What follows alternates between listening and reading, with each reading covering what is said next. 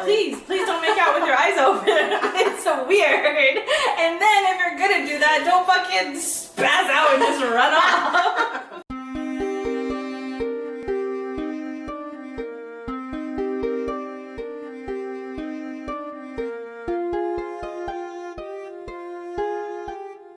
Hello everyone, I'm Crystal. And I'm Kristen. And this is Damsels After Dark, your favorite book review hangout spot. Today we'll be reviewing The One Dark Window, The Shepherd King Duology by Rachel Gillig. The first half of our episode will be spoiler free, but then the second half will get into more details, but we'll give you a warning before then. If you want to follow along with us, our reading and review schedule will be in the link description below. Without further ado, let's jump into it. So as you guys know, if you watched last episode, this book is actually my pick, and I'm super excited to have Crystal read it. I know. The second book is actually more of my favorite, but this one is, it's still pretty damn good. So I am really excited for you to meet the characters, and this magic system that they have in this book is very unique. Yes, it is very unique. Yeah, and I have to admit, when I first started reading this book, the very first time, I wasn't really into it, like the very first few chapters. I was like, oh, this is kind of weird. I don't know if because I am a high fantasy girly. Yes. I love high fantasy. This is not really high fantasy. No. This is common worlds, well, I would say medieval kind of common worlds, where people don't really have a whole lot of magic unless it's bestowed upon them. And in this book, though, their cards are created in order to negate the negative, negate the negative effects, or negate the infection that comes with the infection of. It's like some kind of degeneration for each person. So these cards are created, and that in itself is such a unique way of having magic into the world. Yeah, this book is definitely unique in that aspect. Yeah. Like, it's something I've never seen before, using cards. I didn't know how to feel about it at first. I don't hate it. It's not my favorite, but I really appreciate that the author tried something completely new. Yes, Like, yes. I'm still old school. I want magic just to, like, come from my fingertips. Or just, you know, think about it really hard. The card, like, tapping it 3 times. It's different. I like it. I like it. I don't love it, but Yeah. I like it. It took me a while to really love it, and I think it was the second book that did it. The first book, I was like, this is good, this is different, I like it, but I really think the reason why I want to come back and make this book a higher rating, God, that was hard, a higher rating is because of the second book, but I'm going to stay true to my form of my first opinion on it and keep it at the rating that I have now. Yeah. But yeah, it's a good one. It's a good one. Yeah, I'm excited. I'm glad that you brought it to our table, to our desk. It's really popular online. A lot of people were raving about this, so it was sort of in our sphere, but I'm glad you pulled the trigger and saw because it. I wasn't sure. I was debating on reading this book for a very long time. Because I didn't know it was a duology. I thought it was just a standalone. We had a standalone part of our show for a while, and I was looking for it, and I thought this was a standalone. I was like, we should do it. But when I read it, I found out it wasn't, and the second part didn't come out yet, and we hate that. Yes. So luckily, it was coming out like a few months later. But now it is completed. It is a complete duology, and it just came out. I think the second book just came out last winter. So it's fairly new. It's fairly new. Nice. So I guess we could jump into a summary. Essentially, this book is about there's this town called Blunder, which is a weird. I fucking hate it. I hate the names. I have to. I was just about to say that. I absolutely hate the names of almost every person and every character, except for the cards. I like the name of the cards. The cards are great. Yeah. The cards are perfect. But She the nailed people, it. the town. Blunder. Isn't that like a mistake when you make a blunder? Yes. It's a mistake. I wonder maybe that's probably why. I don't know. It sounds really brutish. Yeah. Blunder. No. Yeah, but I do like the last names of the people though. Now I will say, so we could just say they're named after trees, which I love this idea, but sometimes it doesn't execute well. I agree. The dude who's like fawning over her, the main character. Oh yeah, Raven. What is his last name? Starts with an L. It's like blah, blah, blah, blah. No, I think his last name is Yew, like a yew tree. No, not that one. The one who is going after her that she doesn't want. The very first guy. Alex something. It starts with like an L. It's like LBMU. I'm like, what is this name? He's not even important anyway. He's not, but it's the point that like sometimes these work. The U work, the Roman work, the spindle, and that was all worked. I do like but some of them I'm like, Yeah, no, agreed. Agreed. Names are not, they're hit and miss, and that's mostly a miss. but Mostly. but I do like some of the names. The main character's first name? I hate it. I can't say it. Elspeth. And her nickname? Her nickname is Bess from her cousin. Bess. FYI. But only her cousin says it, and it's very, very sporadic throughout the book. Yeah, it's like twice or 3 times. Yeah. She says it. Yeah, it's weird. Also, her cousin's name, Ione. I don't like that either. I like that one better than Elspeth. Yeah, Like, they only swapped, pretty. but I thought they should have swapped in the first book, but it makes sense in the second book why they didn't swap. But also it makes sense because I'm not saying Elspeth isn't pretty because she is pretty, but like She's pretty, yeah. Ione, I have this idea like she's blonde, she's blue eyes, she's bubbly, so it makes fits sense. her. Yes. It fits her. Yes. So I like it. I Yeah. just I hate Elspeth. I And, don't like it either, and I don't like Raven. And the thing I is, don't like Raven that for me is always a girl. Yes. And it's even spelled with a Y, so it's even has that like feminine edge to it on his name. And he's not a feminine dude. He's Let's not- put it that way. Like if he had feminine tendencies, I can understand. Like if his character had like feminine wiles about him, but like no, he's not. He's a hard stoic like. He's a captain typical, of a guard. Yeah, like, he's a typical male. Yes. Character. I agree with you. He's Actually, if not- he had been more feminine, Yeah, that makes sense, but that does not make sense for his person. And I think that's why I dislike the name because it does not fit him. it's weird though because like I like the name Raven U, like it goes. It goes, but I don't like. I don't like it. No, I don't like it. like They could have found. She could have found it. She did because I like the other ones. We could be on this name thing. We're not even through the summary. Yeah, like we're just like we'll bash the names. The names are horrible.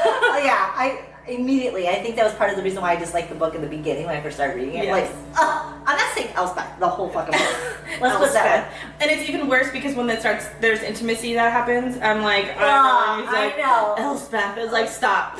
Yeah. No. Agreed. Instant icy. Agreed. I know. Agreed. Like I immediately changed her name. I don't remember why. I think I changed it to L in my head. That's a better nickname. Yeah, I Call changed her it to L. I think that's pretty much L or Ella or L. I think I changed it to something like Certainly not Bess, because that's also a... It made no sense to me. So when I got to the point where Bess, she was calling her cousin Bess, I'm like, who's Bess? I'm like, oh, L. No, you're using the wrong name. It's L. Yeah. So just FYI, you might not be into the names as much as we are. Like we hate them. Yeah. So you might not like them. You might like them. But the last names, to me, like you said, I agree. Like they didn't fit for the side characters, but for the main characters, they fit She well. picked good ones for the main characters, Yeah. and I liked that their names were Trees.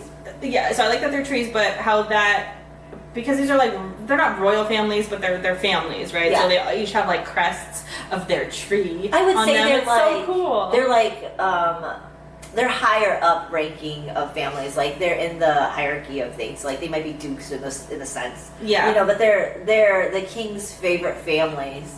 Which there's a reason for that. They're actually the reason why they're named after trees is because of a tree spirit that's there, and they're like the oldest families. Mm-hmm. So that's big reason. And they like you don't hear about anybody else. FYI, you don't hear about anybody else. You hear about no peasants. You hear only about the main characters to this book. It is a duology, so I think that's why it's cutting.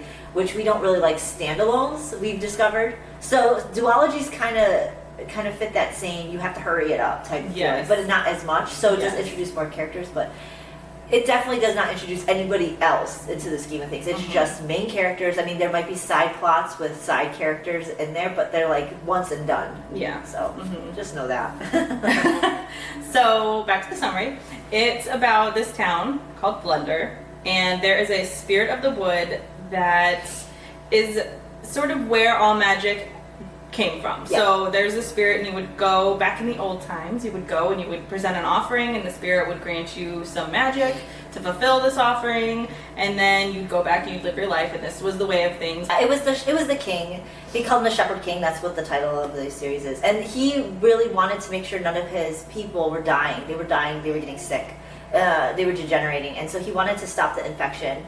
Because the pretty much the spirit is just like, well, I've given you guys all these powers and stuff like that, but she's like, but they're pretty much killing the people, and I don't want that. So she's like, they pretty much the whole theme of this book is everything comes with a cost, including magic, mostly magic. So the cards were supposed to prevent that, and the Shepherd King created this book called the Book of Elders or something, a tree Book of Elders, and it pretty much describes each and every one of those cards and how they worked into the world and. About the Shepherd King and what he gave up to for these cards. It's pretty inventive. each card has different things about them, but they also have different negative effects. So you don't have the degeneration that could kill you, but it will, if you use the cards for too long, there is a cost, and you still get that negative effect, which is brilliant. So, or even some of them just have the negative effect, like the maiden card just comes along with it when you use it. But so, as a result of these cards now being the source of magic for the people in the town, the wood spirit was angry, and so she set off like mist that encroaches sort of around this town, and that infects people. You'll get sick, and if you survive the sickness, you have magic. Now you are possessed with magic. You don't know what it is, and sometimes it could stay pretty dormant for a long time until something triggers it. And it's maybe something very specific, but the woods or the mist and the spirit of the wood now intensified that degeneration. So before the cards were created, the degeneration took a very slow pacing time. Now it's almost immediate. Every time you use your powers, the degeneration comes faster and faster and faster. So now their goal is there's a prophecy that a Rowan King will take the cards, unite the deck, and cast away the mist and get rid of everything.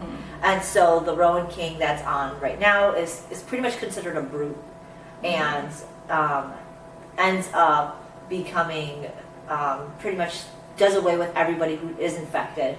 Doesn't want that in the kingdom. Only the cards are a good source of magic. Everybody else is considered like bad or ill, and then they get rid of them. So they kill them. Yeah. So pretty much the king is not a favorite. He's not a favorite of the people.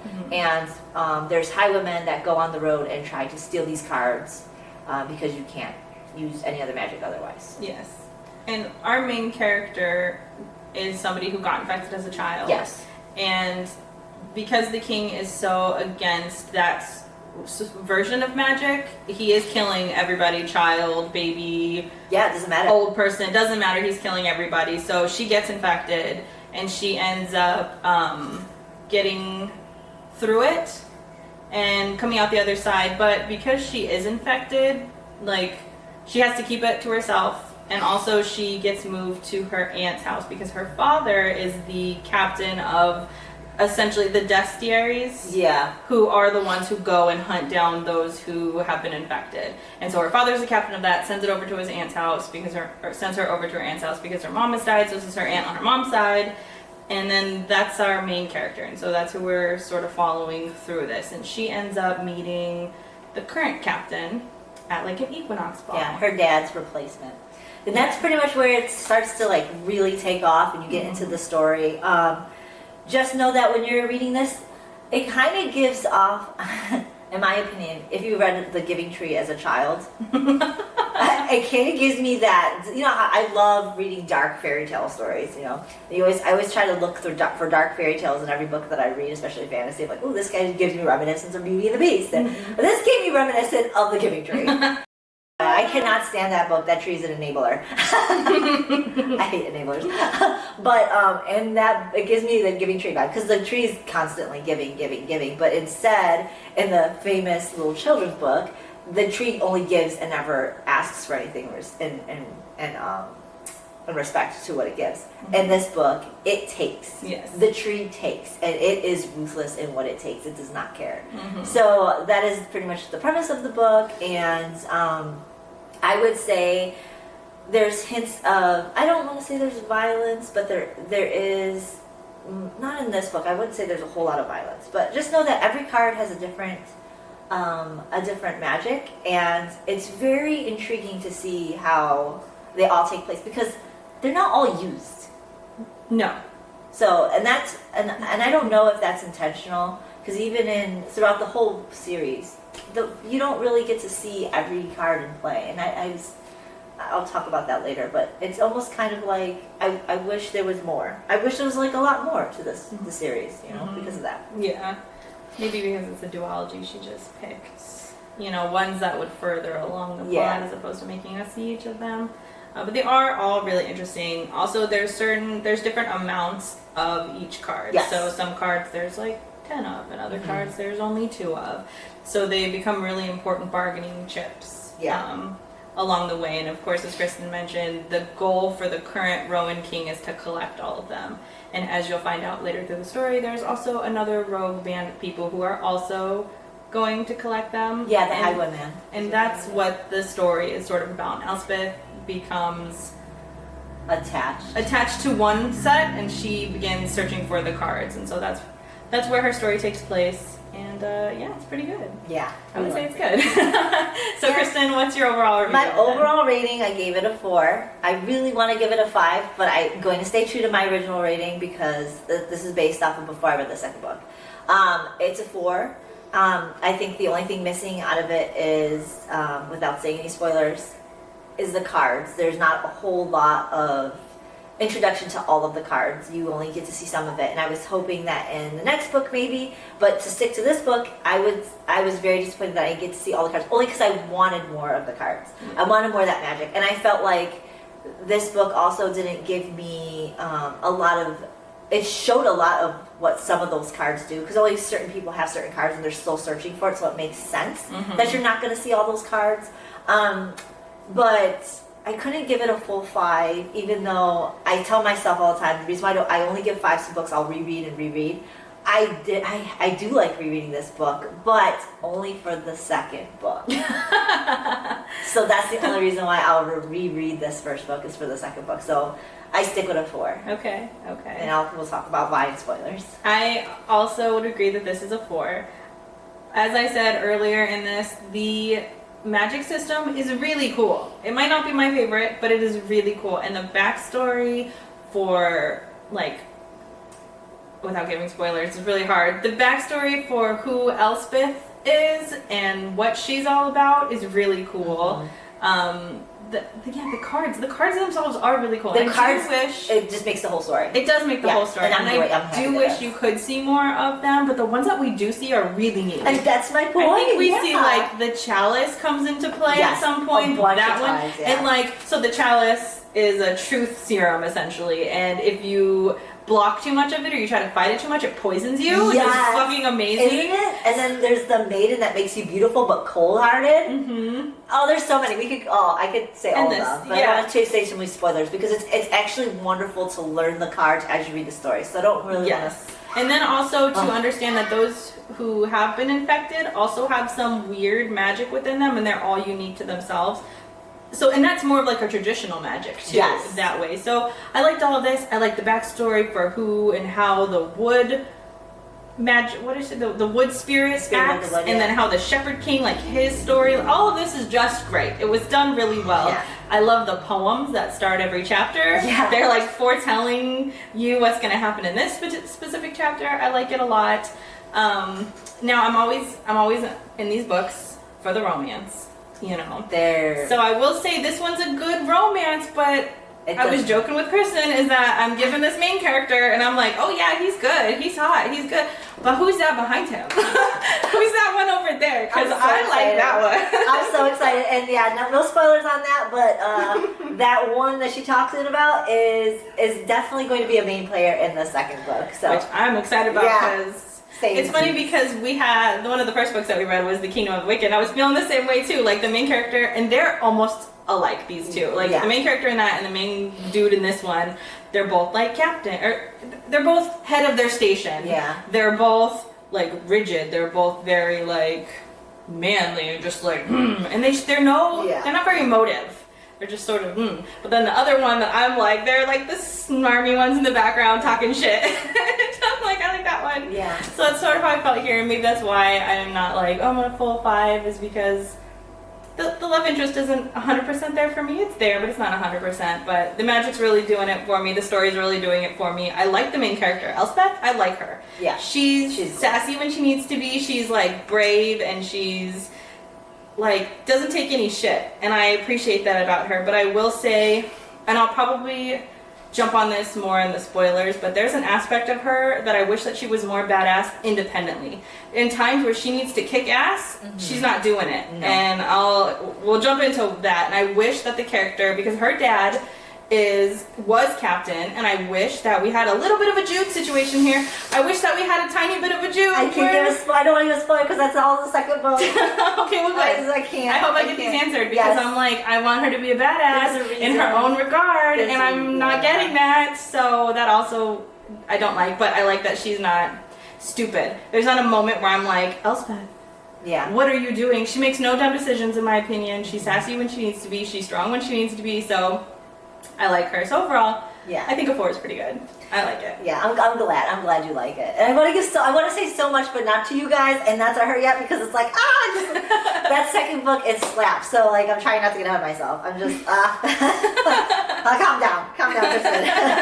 But yes, yeah, they're great, and I can't wait to talk about spoilers. I can't wait to talk about spoilers with you guys. So if you haven't read it, I would disregard, come back another time, and rejoin us. Because we are definitely getting into spoilers now. I don't think we could wait any longer. No, please. Spoiler! Okay, cool. Favorite parts. Okay, do you want to give your favorite part first this time? Yeah, let's have you go first, because I need to collect my thoughts. Okay, cool. I will do it. Favorite parts. Okay, I love the quips Nightmare has in Elspeth's head. Yes. He cannot stand everything that's in her daily life. There's this part where she goes to this like dinner soiree type thing with the King's Company, and there's this kid who she tangled with for a portion of time, which I do have to say, I do like that she isn't like this virgin entity. Yes. She was like making out, I'm guessing, in my opinion, was intimate with this guy, it seemed like, because she said she escaped with him and got intimate with him. Yeah. So like she left with this guy, got intimate, and he's in this party, he's always following her, looking for her, she's like, oh my god. And the Nightmare is the same way. The Nightmare is the Shepherd King in her head, spoiler. Yeah. He's like an entity, almost like possessing her, but not quite possessing her. But he like lives in her mind pretty much rent free. Literally, well, not rent free because she's paying him. She is paying him. She's paying him, but he's not paying her. No, yeah, you're right. It's the other way around. Yeah, you're right. But yeah, so he ends up commentating everything that's going on. So this guy is like trying to get with Elspeth, and he's just like, oh my god, do we have to sit with him? He's like so just done with this shit. So I love everything about him, and he's throughout the book, he gets more and more intense, and starts to have her do like, I would say night walking and stuff like that, sleepwalking and shit, but he ends up becoming more intense throughout the book, which is really cool in its aspect. I love to see how her degeneration is becoming him. Yes. That is crazy cool. That is crazy cool. So that like leaves at the end of the book that way, and that ending so that goes right into me. I'm gonna kind of jump forward a little bit, but that ends the way that the book ends is one of the favorite parts too. It's like, holy shit, she gets into this crazy ass, not her, but him. They get into this crazy ass like fight where she's like ripping people to fucking shreds. She does it multiple times throughout the book, but this is like, she's becoming the Nightmare. She's relinquishing herself to him. Mm-hmm. And Raven is 10 minutes away, like, that whole in her head too, like, hold on, I'm running up the stairs. It's like, oh my god, like, that was so intense for me. Yeah. That ending was fucking great. And then, there's a part, I love their group, too. Yes. Their group is fucking super cute. Yes. So Jasper is his sister, and she's part of the little destroyer, whatever. The elite soldier. And the cousin who is second to the throne, his name is Elm or Renelm. Which, I don't like that. I like that name. It's not too bad. Yeah, I like Elm, even as the nickname is a great one. Yeah, so like that was kind of cool. And I like Jesper too. Elm Rowan. Yeah. That goes great. Jesper. I love it. Jesper, you. Great. Yeah. So she just missed some of those names. Yeah. But anyways, Elm, who is one of my favorites, let's put it out there. He is so sick of Raven and Elspeth's little fucking thing that they have going on because they got intimate, and it's like the Dex. Oh my god, that breakfast. Shit was hilarious. He's like, oh, I just lost my appetite. I can't even fucking eat right now. Yeah, it's fucking gross. The fact that everybody's looking at him because he's smiling, they're all like, he never smiles. So he's like looking at Elspeth, and she's like, oh my god. He's like, couldn't you make this anymore? Yeah. And they're like, and Elm's like, oh, I'm leaving. And so, like, this is right before they're supposed to go on this, like, journey. Yeah. But it's so fucking hilarious to me. I love that part. And then, one of my favorite parts is the market day. I was just about to say that. When Elm in his sexy hands like manipulates that scythe card, because he's badass with that scythe. Yes, he is. In which the next book, I gotta shut up. I gotta shut up. This is why you can't read books in advance. I can't. Kristen's retirement, okay? Kristen can't help it. But anyways, like that. Oh, he uses that scythe card. It's like I love that. That's I think the tapping of the three. I can't talk. The tapping of the card 3 times, it like comes into play, makes it even sexier. Yes. And he's like fidgeting with his hands, and he's going up against his brother. Yes. It is a shit bag. Yes. Because at this moment he's doing like a public thrashing. To a kid! To a kid, well, with his parents first. Yeah, so like, that whole scene where he like goes against his brother, like, gave me Draco vibes. Yes. Like, completely like stops the crowd, separates them. Yes. Like, boy. Yes. Like, that was the part that had me be like, ooh, like. Yeah, I agree. That is. Raven who? Mm-hmm. Yeah, like that's what I'm saying. Yeah. So I was like, oh, I was at it. Yeah. Mm-hmm. I was at it. But yeah, that's my favorite parts. Yeah, those are my favorite. That was my favorite part.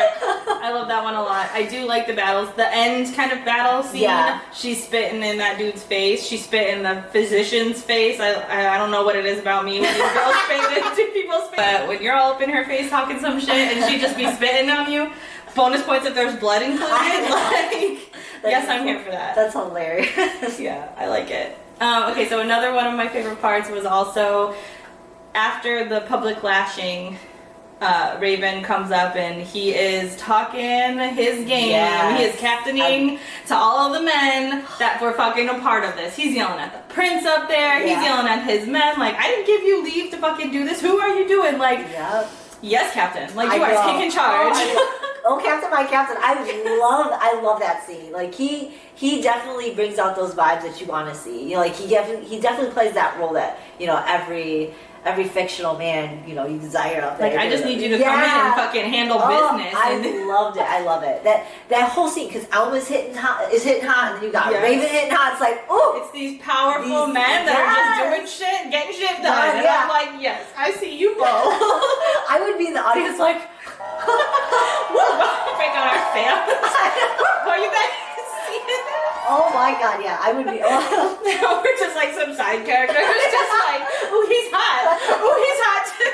Tell them all, Captain. Tell them all. Get it done. So I love it. I love both those. Okay, so the other part that I like, it's a small part, but I like when they're doing the truth serum, the chalice, they're drinking, and, you know, they're sitting at the table, and Elspeth asks Raven if he's still pretending or if he's pretending. Yes. He says to her, I was never pretending. And I was listening to this in an audiobook, I audibly gasped. I was like, did he just say he was never pretending? Yeah, because he's like super into her. Super. Like, she kicked his ass on the highway and he's been thinking about her ever since. He was back every day after. Every day. Looking for her. He even tells her, he's like, I went every day looking for you. Like, you were in my mind, my thoughts, I couldn't get you out. Like, oh, so when he saw her at that dinner. Yes. Oh yeah. It's funny too because when they're in the like chambers and they're like discussing what they're gonna do about her when they find her, like the group, he's like, yeah, I know she's beautiful and all. Yeah. If I were her, I'd be like, oh my god, did you guys hear that? He's gonna fake marry me? He just called me beautiful? Yeah. Oh my god, that's all I would be thinking of. He come out, ask me, were you spying? Did you call me beautiful? I didn't hear anything after you said those words. Sorry. I don't know what the plan is. I would have heard, not only are you beautiful, but now we're pretending to be married, and I'm coming to her castle. I'm like, I'm gonna be courted by the fucking captain of guard. Like, it's so romantic. I can't believe you said it was beautiful. I would have busted like, okay, let's go. Let's go. Plan versus plan. Come on. We gotta go make a public entrance. Put the ring on my finger. Let's go. Let's go. I love it. And one of my last favorite ones is when they're in the ruins and he's there and they're kind of getting hot and heavy, and then she's like they're asking again if they're pretending or whatever, and then I think he can feel her heart. He's like, oh, your heart's beating really fast. And then he takes her hand and he puts it to his chest and his heart is fluttering. And I just love this because with these types of men, we're always getting these like shield up, no emotion, and we're just seeing the small cracks through the emotion. But this one, he's like, no, I'm nervous, I'm excited. Like to witness that, I loved a lot. Yeah, it was so good. The only part of that is like she ran off because she saw the ghost of the Shepherd King. That shit had me cracking up. I wouldn't understand ghost. With like, no words? I'm gonna be honest though. I would, if I see a ghost in this spooky ass. So first of all, this place is like the one dark window. You're crawling in this one dark cemetery window, and like I would be freaking the fuck out. You're not gonna say anything like, "Hey, oh, we gotta go. I saw a ghost," or anything. But I would be scared. Actually, why are your eyes open? Why are you making out with your eyes open? Why are you even seeing a ghost? To be honest, I probably wouldn't even have noticed it because I've been like too infatuated with my dude right here. I hope, please don't make out with your eyes open. It's so weird. And then if you're gonna do that, don't fucking spaz out and just run off. Like, that's fucking weird. Go find him later or something. I don't know. Left him high and dry with no explanation. Yes, he was. He was like calling her name as she was running out the window. Also, I loved their like little. They have like a hot moment, right, where they actually do it. Oh yeah, that breakfast scene I was telling you about. I wish it would have happened at the table. You were getting all hot and heavy. You were like moving dishes around, and then you stop and you go up to your room. I'm like, just do it here. Everybody vacated. It's a way harder for you to just throw everything on the table, throw her down, and do her. Let's go. I agree with all that, and I was with you in that moment too. But I'm kind of glad because second book, little tidbit. Oh, okay, she saved all the good shit for the second book. Well, there's a second book scene that kind of makes you feel like that's why he took it to the room. Oh, because people are all over the fucking place. Well, then maybe they should not. Oh, you don't gotta interrupt it. Just finish and then go. Well, their scene was really short, though. I will say that their scene is short. Like a lot of their scenes are short. Like I feel like all the scenes in this book are short when it comes to the romance, love, spicy parts because it's a duology, and they really. I think that's probably why. And it's certainly not the main point of the book. Not this one. Not these ones. And it certainly feels like in some books that's the main focus, and then the plot is just sort of built around this. But this one, like, this has a solid plot and a solid thing with it. So it's not this. This is sort of like a side dish, if you will. And it comes into play more. It's mostly to just tell the story of them getting to become romantic because it has a reasoning for it because of course the Shepherd King is in her head. So like that's needed, and the Shepherd King, he'll tell you later why he's not present during those times. Oh, okay. Because he's always, like I said, he's always a commentary in her head. But for some reason, every time Elsbeth is with him, he's not around in her head. Oh. If you notice. So like there's a reasoning for why she's able to have these moments. Interesting. I assumed he was still there. And the Shepherd King, quiet in the back because he was like, oh no, he's not. He's not. And there's a reason why he's allowing this, because when it's any other guy, he's just like, oh my god, can we not? But with Raven, he's not there. And he wants that relationship to be established because it motivates him. It's going to motivate the captain. Okay. So that's important. Okay. That makes sense. Yeah, that's just a little throw into the next book because I don't want to say too much, but like that's why he disappears. He also loves and respects. The Shepherd Kid loves and respects Elsbeth. Yes, a lot. I liked that aspect of it. For a while though, I was disappointed because I wanted them to be a thing. Like I know that's weird, but like in the very beginning, I was like, "Ooh, this nightmare in her head." I thought so too. I like this. I thought so too. I thought he was going to be like that kind of love. We're used to 500 old people because he's 500 years old in her head. Yes. So like. We're used to that. And so I was thinking that was going to be a thing. So I was actually glad that it didn't happen. Me too. I liked their relationship. Yeah. Which it always made me sad though that she was so adamant about wanting him out. Because for me, I liked him there. I liked that he was protecting her. He was talking to her. He was guiding her. I liked that. But for her, it's like she likes it and she hates it all at once. And I can understand that because there's this nightmarish present in your mind all the time. But like her adamancy for wanting him out was really sad. And this is before she knows that. What's gonna happen? Like she just wants. I just need to get rid of him. And it's sad. I don't want to talk about it. But like, if you think about it, though, you're right. Like after a while, when he does this stuff, he's not there. Can you imagine? He's been with you your whole life, practically your whole life. I think she was 11 when he came in her mind. Almost her whole life. And then like, can you imagine if one of them disappeared from each other's life? Yeah, they're both a big factor in each other's life. So. I did kind of want and hope for that to be a thing, but I'm glad it wasn't. For many reasons, the conclusion of the series is perfect the way it is, in my opinion. Mm-hmm. So the fact that he is more of a father figure, yes, and a guardian, is just so much sweeter. I do like that. I love it so much. Yeah, and I like that he even gets upset when Raven even suggests that he could be there to hurt her. He's like, all I've done our entire relationship has saved her. She's smart, she's clever on her own, but I've helped her. I've done everything to better her. Yeah. And I like that so much. Yeah, that's why I feel like this is sacred. This is sacred. That's sacred. It's sacred. It's like, that makes me love this book even more. Yes. So, yeah. So did you have any hated parts? I did not. Other than, like I said, the names, I actually loved the book in its entirety. I don't even think there's anything I would change about it. That's why it's so hard for me to say, why is it a 5? Mm-hmm. I don't know why I can't make it a 5. The only reason why I say I keep going back is because the second book. But if anything, I can make it a 4.5. But I stick to a 4 only because I don't really know why it's not a 5 to me. I just don't. I think maybe it's because of the cards. I want more of the cards, but that's not fair because it's only the first introduction to it. Mm-hmm. But I'm going to stay with the 4 because that's what I felt. Yeah, I also agree. I don't know why it's not a 5. I don't think that I would reread it. Maybe that's why it's a 5. Not because it's not good. It takes a lot for me to reread a book in general, and so I probably wouldn't reread this one.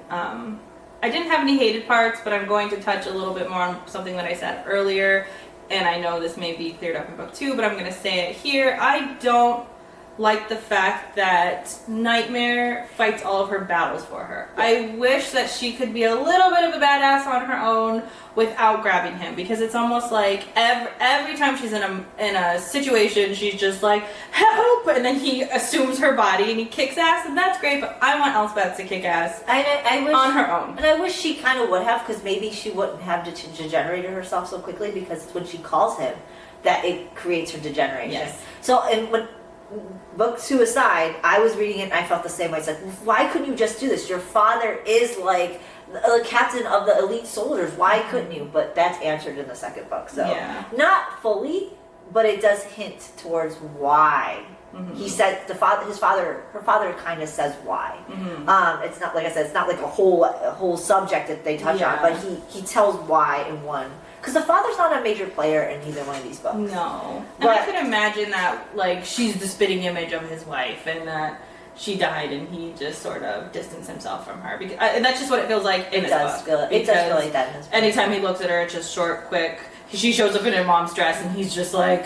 frozen. Yeah. Oh, and her stepmom's a fucking bitch, too. So she actually had a hand in it. But, like, she was sent to her uncles for safety reasons. And so that's where she was since she was like 11, 12 or whatever. But yeah, you could throw a punch. I agree. Kick. I agree. Even with grab a dagger and just stab somebody. Yeah. Even with the explanation given in the second book, there's no reason why she couldn't defend herself. Yeah.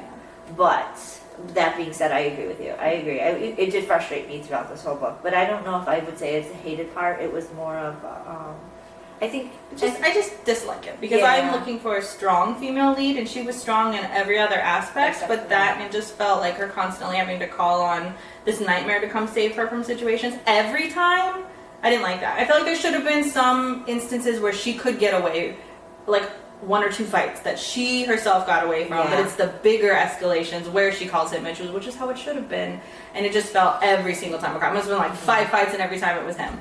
Yeah. So it's not hated. I just dislike it. Yeah, I understand. I can get that. But I didn't have any favorite quotes. I didn't have any favorite quotes either. And you know what's funny is, like, I probably should because I really like this book. But I guarantee you, I could pull quotes out of the book and be like, oh yeah, I like that one. I like that one. I like that one. And you know, but it's the thing is like I think overall the book is just a bunch of fucking greatness. It is great. That, like, if you really really want some good quotes. Just read it. Yeah, I think just reading it overall, like, I definitely think that maybe even saying quotes, I feel like I would give a lot of spoilers. Yeah. But I have a hate section of people that I don't like. Oh, yeah. I don't like the heir to the throne. I don't like Prince Hoth, the oldest son. Elm's brother. I can't stand him. He's a piece of shit. He's a needed character. Yes. Definite needed character. But he does get his due at the end.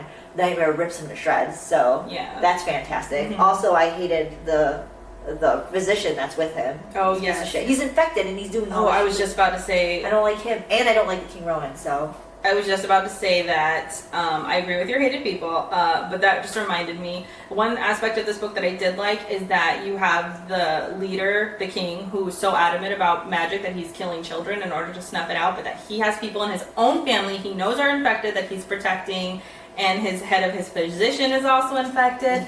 I love that because it's so rooted in actuality and reality that these people who are the loudest haters of something are often doing it themselves, or have people that they love that are doing it that they're saving. Like, all of this is so rooted in reality, and I loved it so much. When I found out it was him, I was like, yep, they would do that, and they're doing it for their own advantage. Like, he put Raven as the captain, and he's infected and he knows he's infected, and the way that he's infected is that the cards don't work against him, so it's to the king's advantage that he used somebody that's infected. And of course the king that's murdering children over this would do that. Like, I fucking love it. I love the corruption. And the physician, the reason why he's a physician is because he could see in the blood who's infected without testing, so he's the head of physicians, like, and he's going to use his own nephew to spill his blood to be able to be like, corruption is done perfect, and that's why I hate the piece of shit. Yes. And his son, the second in heir, is just as bad as him, if not worse.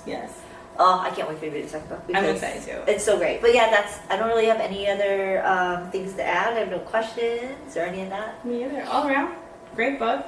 Perfectly executed. The only thing we didn't add was spice. I would say maybe a 1, because there is a little bit to it. It's so fast.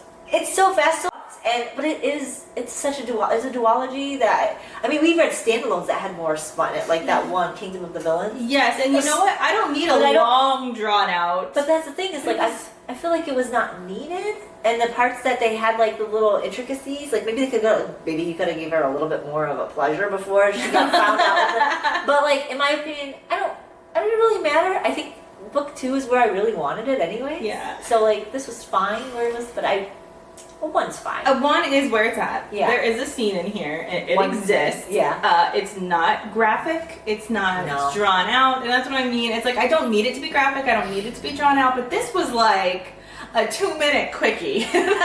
Like, it was a blink of an eye in the book. It happened. And it's because she wasn't super detailed in it. Like, there wasn't a huge build-up. There was like a kiss at the table, some shattering of dishes, and then they went upstairs.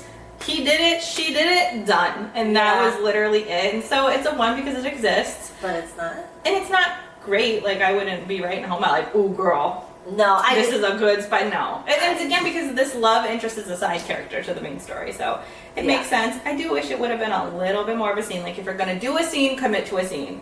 No, I agree. It's like a half scene. And I think especially because the breakfast scene the next morning is what made it so great. It's like to be a big thing too. And it didn't feel big in the storyline. Or the breakfast felt more of the storyline than the actual sex scene. 100%. And I think I think that's why it didn't bother me so much, because the aftermath of it was just so great, and it introduced like Elm's like. Well, I don't say introduced. Elm was already sick of it all the time, but like it really showed Elm's like. And the irony of it to me is so great because, and that's like not that long after. Like, or maybe even before that, he's giving shit to fucking Raven for being all about Elsbeth, but he is all about Ione. So like, there's that irony there that's like, it's funny. It's funny. I love it. But so 1 for spice, 4 for overall book. It was good. It was good. But we'd love to actually know your guys' opinions on it too. Did you have hated parts or loved parts?